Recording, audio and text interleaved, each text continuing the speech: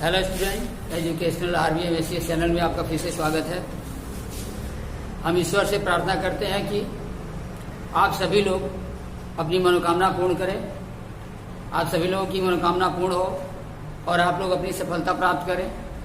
और इसके लिए हम निरंतर प्रयासरत हैं। हमारे द्वारा जो भी विषय पढ़ाए जा रहे हैं वे पूरी लगन, निष्ठा और ध्यान से तथा विस्तार से पढ़ाए जा रहे हैं और इसके लिए हम लगातार प्रयासरत भी हैं। हम आशा करते हैं कि आप लोगों के लिए वरदान साबित होगा और यदि यह वीडियो आप लोगों को पसंद आता हो, जो विषय हम पढ़ा रहे हैं अगर ये आप लोगों को पसंद आता हो तो आप लोग अपने दोस्तों के साथ एवं स्वयं भी इसे लाइक, शेयर और कमेंट करें, इसे सब्सक्राइब करें, जिससे हमारे द्वारा बनाए गए सभी वीडियो सबसे पहले आपको प्राप्त हो सके। आगे अब हम लोग अपने विषय पर चलते हैं। तो सर्वांशम हो गया तो क्या लिखेंगे? कोण OAB बराबर हो जाएगा कोण OAC। इसलिए हम कह सकते हैं कि OA कोण A का समविभाजक है। AB प्रूफ हो गया।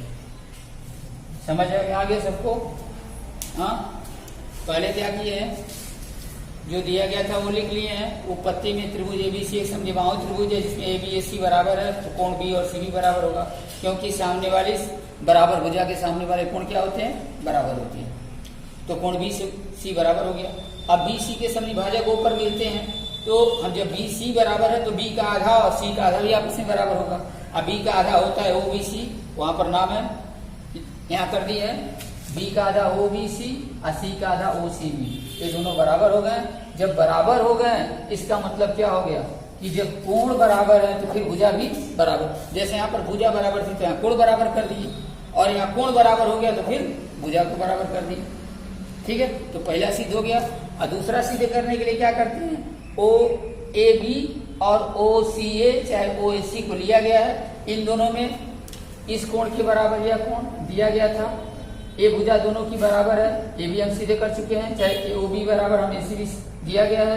OA उभयनिष्ठ भुजा है दोनों की, इसलिए क्या हुआ है? दोनों त्रिभुज सर्वांशम है। और जब सर्वांशम है तो यहाँ के कोण बराबर होंगे।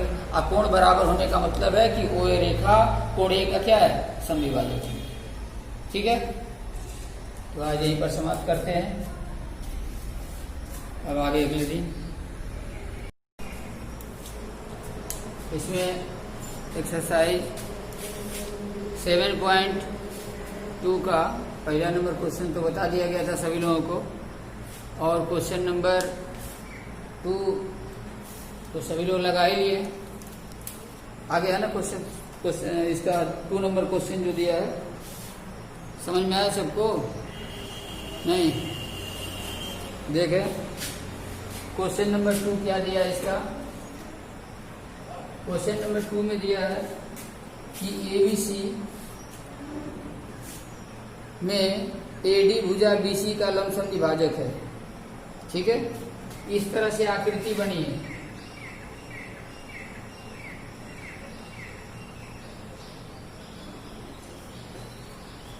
ऐसे A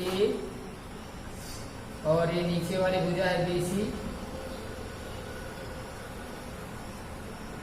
और यह रेखा है AD। इसमें कह रहा है कि AD भुजा BC का लंब समद्विभाजक है।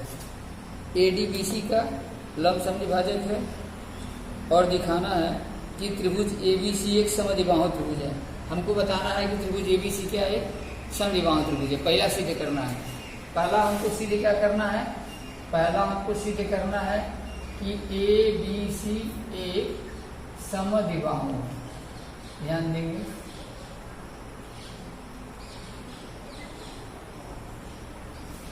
समद्विबाहु त्रिभुज पहला यह सिद्ध करना है।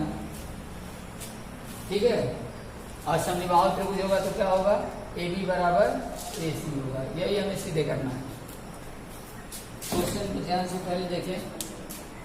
हम कई बार यही कहते हैं सबसे पहले कि पहले क्वेश्चन को एक बार, दो बार, तीन बार पहले अच्छी तरह से पढ़ लें और पढ़ने के बाद देख लें कि क्वेश्चन में क्या कह रहा है, अर्थात क्या क्या दिया है और क्या पूछा गया है, प्रश्न में क्या पूछना चाहता है। ठीक है, तो प्रश्न को एक बार, दो बार, तीन बार, जितनी बार हो भाई, जब तक समझ में नहीं आता पहले क्वेश्चन को समझे कि प्रश्न क्या कहना चाहता है। अब इसमें जैसे क्या दिया है कि ABC एक त्रिभुज है और इसमें AD जो भुजा है वो BC का लंब समद्विभाजक है। AD जो ये लाइन खींची गई है ये BC का लंब समद्विभाजक है, अर्थात यहाँ पर 90 के एंगल भी बनाएगी और BC को दो बराबर भागों में विभाजित भी करेगी। ये दिया है। ठीक है, AC भुजा BC का लंब समद्विभाजक है। ठीक है, तो इसमें देखें क्या करेंगे, जो दिया है सबसे पहले नोट कर लेंगे। इसमें दिया है त्रिभुज, यहां लिख लेंगे दिया है, क्या दिया है, त्रिभुज ABC में AD भुजा BC का लंब समद्विभाजक है।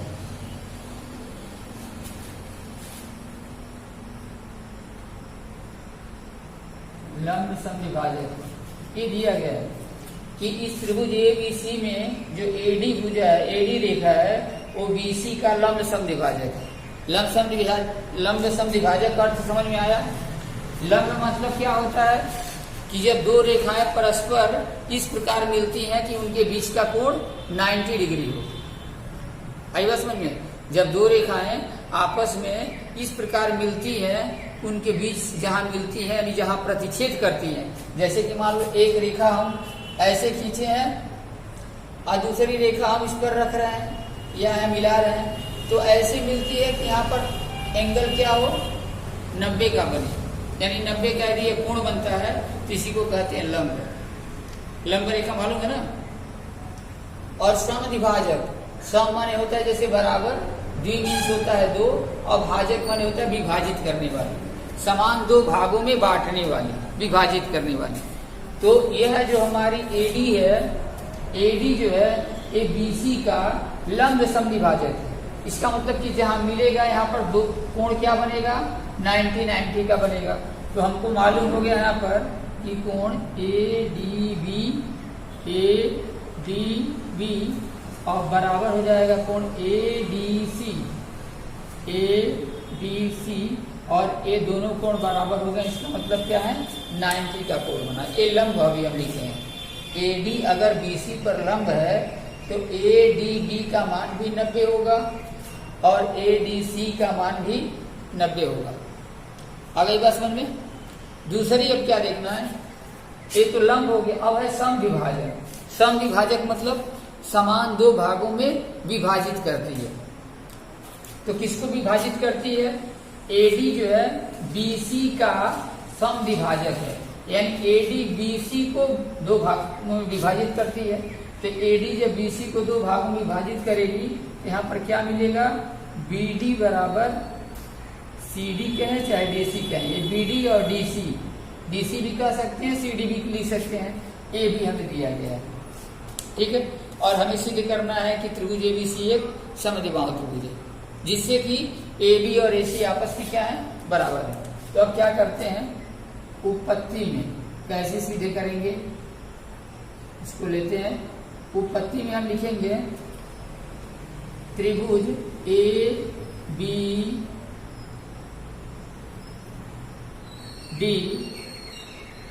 तथा त्रिभुज ADC में, यहाँ देखिए ABD या त्रिभुज लिए हैं और ACD चाहे ADC, त्रिभुज को नामकरण यानी उसका उच्चारण हम लोग कहीं से शुरू करके बता सकते हैं। जैसे ABD कहें, चाहे DBA कहें, चाहे BDA कहें, चाहे BAD कहें, त्रिभुज का उच्चारण करना है तो ठीक है ना। त्रिभुज का उच्चारण हम कहीं से भी उठा के कहीं भी कर सकते हैं, लेकिन कोण का जब उच्चारण करना पड़ेगा, यानी किसी कोण को यदि निर्देशित करना पड़ेगा, तो जिस कोण को हम निर्देशित करना चाहते हैं वो बीच में होना चाहिए। आगे बस में जैसे मान लो अगर पूछा जाए इस कोण का नाम क्या है, तो इस कोण बी है, बी के जगह पर कोण बना है, लेकिन इस कोण का नामकरण करेंगे, इसका उच्चारण निकालेंगे तो कैसे इसका बोलेंगे, कोण ए बी डी ऐसे बोलेंगे। आई बस समझ में, ए बी डी इसको ऐसे लिखेंगे कोण ए बी डी, या ऐसे भी लिख सकते हैं कि कोण ए सॉरी यहां से डी बी ए, डी बी ए ऐसे भी लिख सकते हैं। केवल इन्हीं दो तरीके से कोण का उच्चारण कर सकते हैं। त्रिभुज के बारे में उच्चारण करना था तो देखो हम कह दिए थे कि इस ए बी डी त्रिभुज का है, चाहे बी डी ए त्रिभुज का है, चाहे बी ए डी त्रिभुज का है, चाहे डी ए बी त्रिभुज का है, किसी भी तरह से घुमा के बोल सकते हैं। लेकिन वही कोण दिखाना है, तो अगर हमको इस कोण को दिखाना है बी को, तो हम कहेंगे चाहे ए बी डी या कहेंगे इसको डी बी ए, केवल ऐसे उच्चारण करना है, और कोई नहीं तरीका है। आई बात समझ में? यहां से ले सकते हैं, जैसे मान लो अगर ए रेखा सीधी कहीं आगे बढ़ रही है तो उस पर कोई भी हम बिंदु ले सकते हैं, लेकिन हमारा बी बीच में होना चाहिए। जिस कोण को हम दर्शाना चाहते हैं, जिस कोण को हम बताना चाहते हैं, वो बीच में होना चाहिए। आगे बात समझ में? हाँ, अब देखिए यहां पर क्या करेंगे, ये तो इधर बता दी, हमें सीधे करना है ए बी डी और एडीसी को लेकर, तो ए बी डी इधर है, ए डी सी इधर, इन दोनों में क्या क्या बराबर, पहला तो ये बराबर है कि कोण ए बी बी और बराबर है कोण ए डी सी, और इन दोनों का मान कितना दिया है, 90 डिग्री।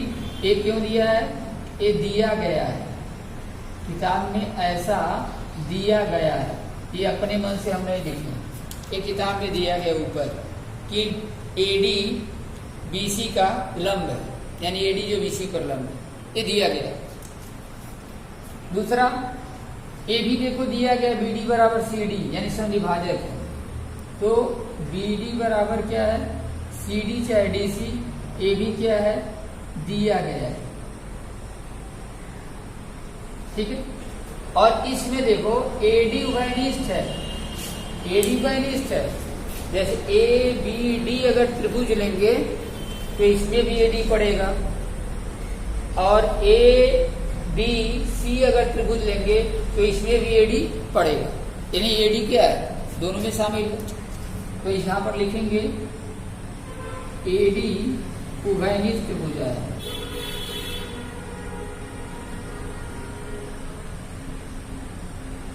उभयनिष्ठ भुजा है। यहां देखिए क्या मिल गया, दो कोण बराबर है और दो भुजा बराबर है, बी डी सी डी और ए डी तो भुजा है ही दोनों का, ठीक है। तो दो कोण मतलब दो कोण करने मतलब कि इसका एक कोण इसके एक कोण के बराबर है, और इसकी ये भुजा इस भुजा के बराबर है, और ये भुजा उभयनिष्ठ है। तो दो भुजा और एक कोण दोनों त्रिभुज के क्या है, आपस में समान है, अर्थात ये दोनों त्रिभुज हो जाएंगे सर्वांग सम। यहाँ लिख सकते हैं कि त्रिभुज ए बी डी, और यहाँ लिखेंगे सर्वांगसम त्रिभुज ए डी सी, किससे,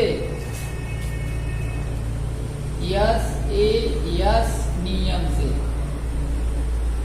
किस नियम से, यस यस, यस यस कहने का मतलब क्या है, साइड एंगल साइड, नहीं ना, साइड एंगल साइड मैंने साइड दो ठो है और एंगल एक है, एक कोण दो भुजा, अगर दोनों त्रिभुज की एक कोण और दो भुजा के बराबर हो तो दोनों त्रिभुज सर्वांगसम होते हैं, ये तो हमको मालूम हो गया। अब जब सर्वांगसम हो गया तो यहाँ देखें क्या है, फिगर देखें, हमारा एक त्रिभुज है ए डी बी और दूसरा त्रिभुज इधर वाला ए डी सी, ये दोनों हो गए सर्वांगसम। सर्वांगसम कहने का मतलब कि उसके सभी अंग समान है, सब कुछ बराबर एक दूसरे के बराबर हो गया। तो इसमें क्या हुआ, जब बी डी डी सी के बराबर है और ए डी दोनों में उभयनिष्ठ यानी ए डी ए डी दोनों में आ गया, तो तीसरी भुजा क्या बची, यह ए बी, और इसमें ये भुजा क्या बची, ए सी। इसका मतलब अगर सर्वांगसम है तो बी डी इसके बराबर है, ये भुजा भी बराबर है, इसका मतलब कि ए बी किसके बराबर होगा, ए सी के बराबर होगा। क्या हो गया हमारा, ए बी बराबर ए सी, अगर सर्वांशम है तो यहाँ पर क्या होगा, इस AB का मान इस AC के मान के बराबर होगा। ठीक है। और जब AB का मान AC के मान के बराबर हो गया, इसका मतलब क्या है कि जिस त्रिभुज की दो भुजाएं आपस में समान होती है उसे समद्विबाहु त्रिभुज कहते हैं। कहते हैं जिस त्रिभुज की दो भुजा आपस में समान हो उसे कहते हैं समद्विबाहु त्रिभुज। इसलिए हम कह सकते हैं कि अतः त्रिभुज ABC एक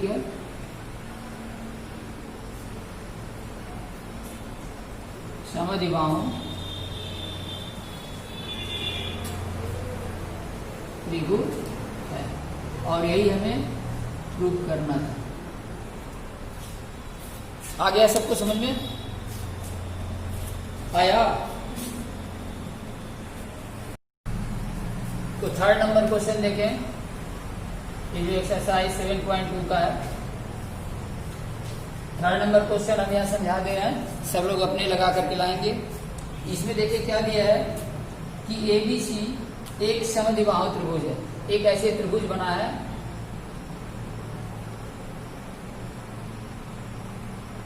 और इस त्रिभुज का नाम है ABC। ये समद्विबाहु त्रिभुज जिसमें बराबर भुजाओं AC और AB है। इसमें बराबर भुजा कौन सी है? AB और AC, क्योंकि पहले दिया है कि ABC एक समद्विबाहु त्रिभुज है। तो समद्विबाहु का मतलब क्या है कि दो भुजा बराबर है। तो कौन कौन सी भुजा बराबर है? AB और AC। और इसमें क्या दिया गया है? इसमें AB और AC पर शीर्षलंब BE और CF है। B से शीर्षलंब AC पर डाला गया है। शीर्षलंब कहने का मतलब क्या है? शीर्ष से सामने वाली भुजा पर डाला गया लंब शीर्षलंब कहलाता है। तो B से AC पर डाला गया लंब क्या है? BE। और C से AB पर डाला गया लंब है CF। ये है CF। ये लंब है। लंब कहने मतलब क्या? 90 का एंगल बनाते हैं। तो पहला नंबर तो शीर्षलंब की परिभाषा, अगर पूछा जाए शीर्षलंब किसे कहते हैं, तो देखें ये जो त्रिभुज ABC है, जहां पर दो या दो से अधिक बिंदु मिलते हैं उसी को शीर्ष कहा जाता है। आई बात समझ में?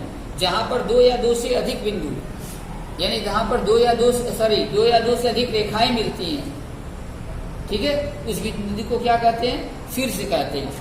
तो यहाँ पर देखें A बिंदु, B बिंदु और C बिंदु, ये तीन शीर्ष है। ठीक है। तो कह रहा है कि इसमें ABC एक समद्विबाहु त्रिभुज है। सबसे पहले दिया गया है कि ABC क्या है? समद्विबाहु है, हमको मालूम है। और समद्विबाहु है तो क्या है इसमें? सबसे पहला तो मालूम है कि ABC एक समद्विबाहु है, ये हमको पता है कि ABC एक समद्विबाहु है। और दूसरा क्या पता है इसमें कि इसमें AB बराबर हमारा दिया है AC, ये भी हमको मालूम है। और तीसरा क्या दिया है?